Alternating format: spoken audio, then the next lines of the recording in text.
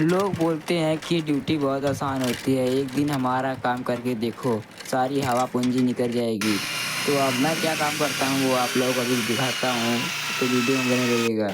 ये देखो ऐसा काम है हम लोगों का, वीडियो में लास्ट तक देखो। और मेरे साथ लास्ट में क्या हुआ वो भी मैं आपको दिखाता हूँ अभी।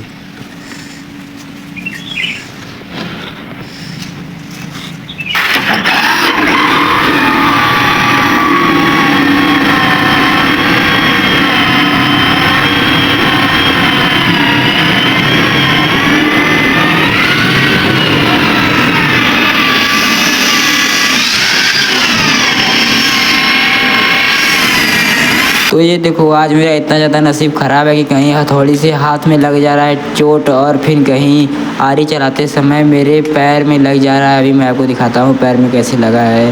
तो ये देख सकते हो मेरे पैर में कितना ज़्यादा चोट लग रहा है इस टाइम।